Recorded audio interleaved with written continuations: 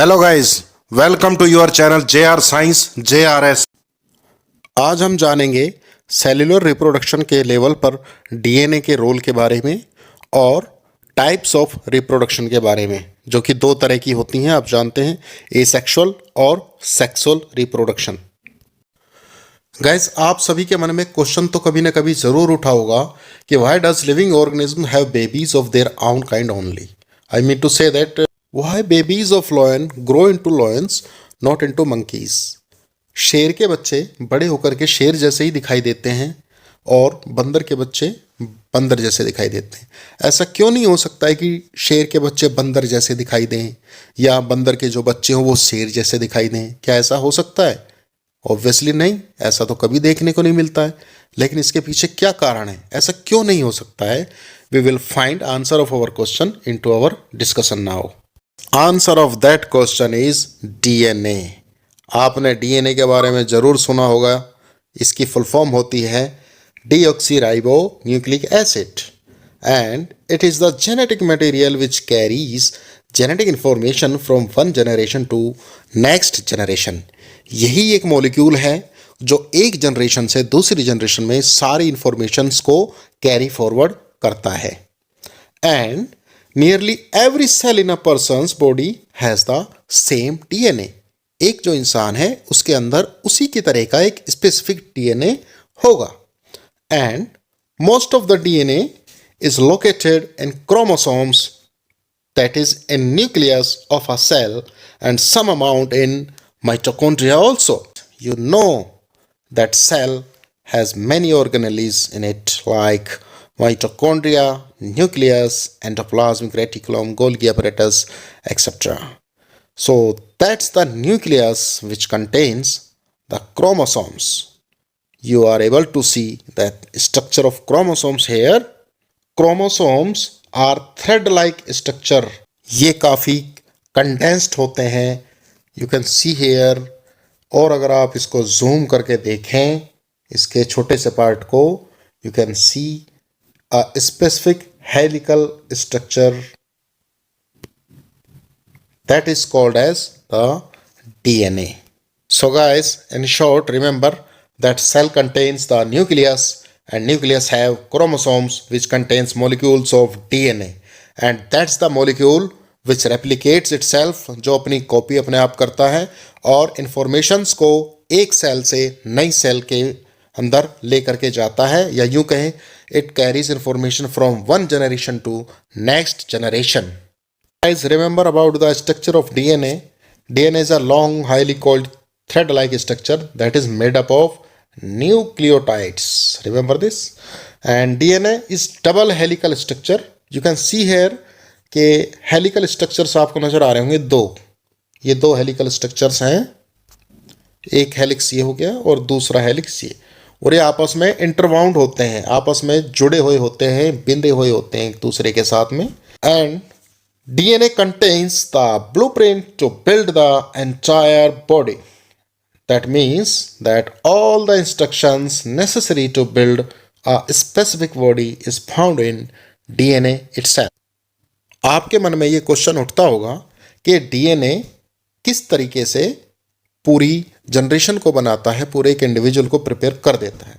तो गाइस, इसकी केमिस्ट्री में हम ज़्यादा नहीं जाएंगे, बट शॉर्ट में मैं आपको बताने की कोशिश करूँगा कि डीएनए जो होता है, DNA contains a recipe to build protein.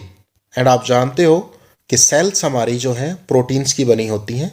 In short इतना याद रखिए that DNA makes the proteins and proteins makes the structure of cells which contains many type of organelles। so इस तरीके से डीएनए की बहुत सारी कॉपीज बनती हैं and as a result of which बहुत सारी सेल्स भी बनती हैं, और इसी तरीके से सारी इंफॉर्मेशंस एक सेल की दूसरे सेल में कैरी फॉरवर्ड हो जाती है। so I can say that this DNA contains all the information regarding all the characteristics of an organism, including the blueprint of the body, design, metabolic activities, cellular apparatus, etc. Therefore, if DNA changes, obviously information will also be changed. Guys, बस इतना याद रखिए कि DNA के अंदर सारी informations होती हैं जो वो एक जनरेशन से दूसरी जनरेशन में लेके जाता है। वो इंफॉर्मेशंस किस तरह की होंगी, जैसे body design, metabolic activities and cellular apparatus. Cellular apparatus क्या होता है? ये this is the cellular apparatus. Cell के अंदर जितने भी ऑर्गेनेलीज होती हैं उनके जो फंक्शंस होते हैं और जो जिस तरीके से डीएनए रेप्लिकेट होता है वो सारी इंफॉर्मेशंस इसके अंदर कोडेड होती हैं। और अगर किसी डीएनए में कोई भी चेंज आएगा तो ये सारी इंफॉर्मेशंस में भी उसी तरीके से चेंज आता है। तो सेल की एक्टिविटीज़ की सारी इंफॉर्मेशन डीएनए के अंदर कोडेड होती हैं और यही डीएनए रेप्लिकेट करता है, एक जनरेशन से दूसरी जनरेशन में जाता है तो इंफॉर्मेशन सेम कॉपी होती हैं।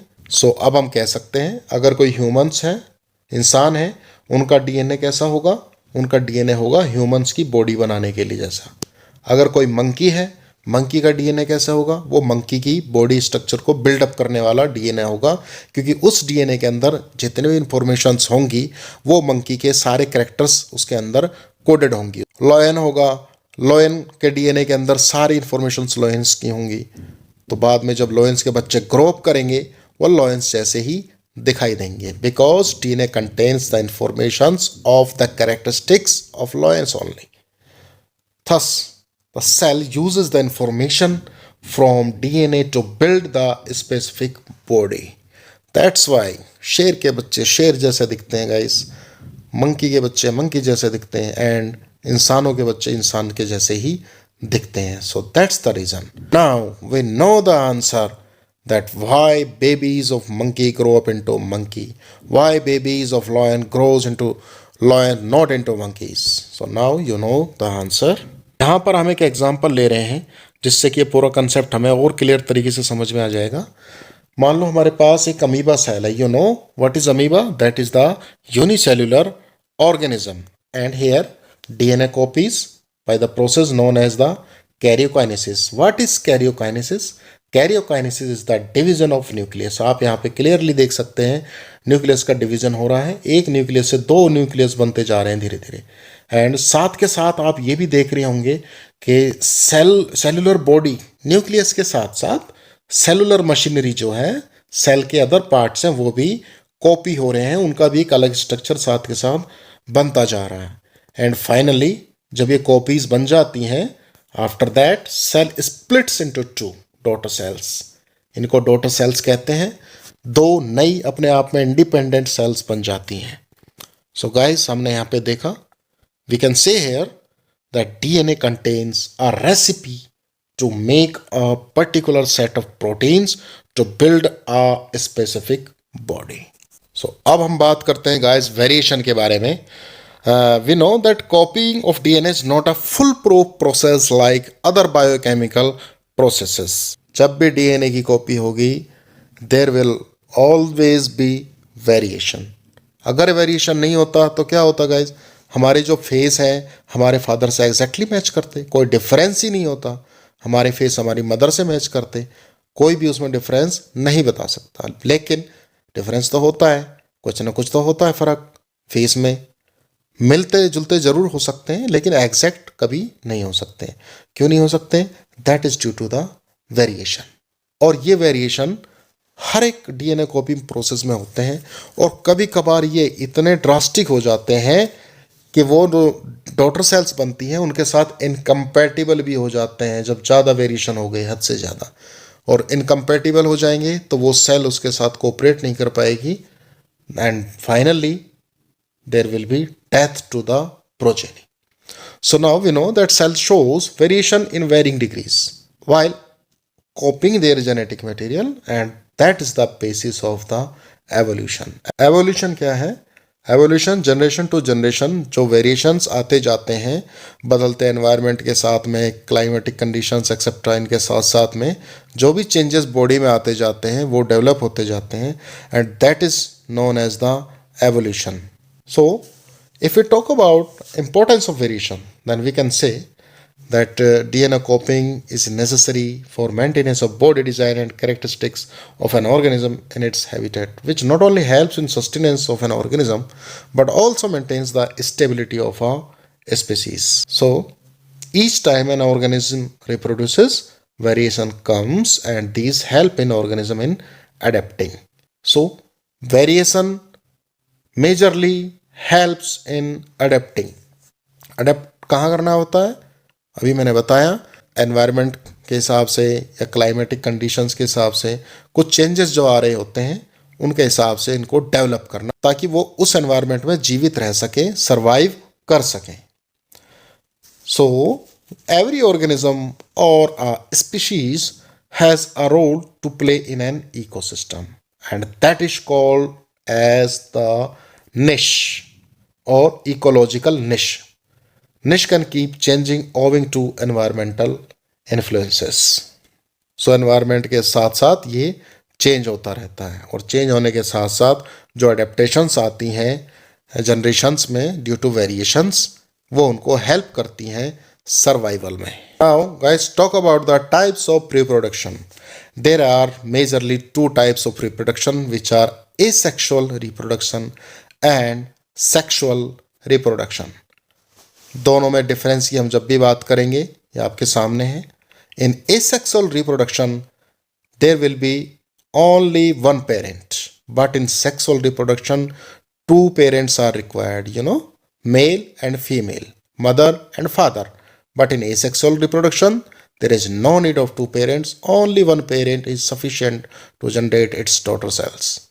Second point is, in asexual reproduction gametes are not formed, but in sexual reproduction both type of gametes, that is male and female gametes, are formed. Third point is, in asexual reproduction there is no change in the chromosome, they remain same, but in sexual reproduction number of chromosomes becomes half. Chromosome जो हैं आधे हो जाते हैं जब gamete बनता है sexual reproduction में. And in asexual reproduction offsprings are clones of the parent. जो भी प्रोजेनी होगी एसेक्सुअल रिप्रोडक्शन में पेरेंट की, वो एग्जैक्टली उनकी कॉपी होगी, क्लोन होंगी, उनमें कोई डिफरेंसेस आप नोटिस नहीं कर पाएंगे. But in sexual reproduction there will always be variation and clone नहीं होंगी. जो प्रोजेनी होंगी पेरेंट्स की वो एग्जैक्टली उनके जैसे सिमिलर नहीं होती हैं. And there is examples, asexual reproduction occur in amoeba, hydra, etc. And sexual reproduction in plants also is there, in animals, and in all of us, that is humans, etc. So guys, that's it from today's representation. In our next video, we will know about the types of asexual reproduction. अगर आपको video अच्छी लगी हो तो guys like ज़रूर करना and channel को subscribe कीजिएगा, ऐसी वीडियोज़ आपके पास आती रहेंगी. सो मिलते हैं नेक्स्ट क्लास में टाइप्स ऑफ एसेक्सुअल रिप्रोडक्शन के कंसेप्ट के साथ. Till then take care, bye bye.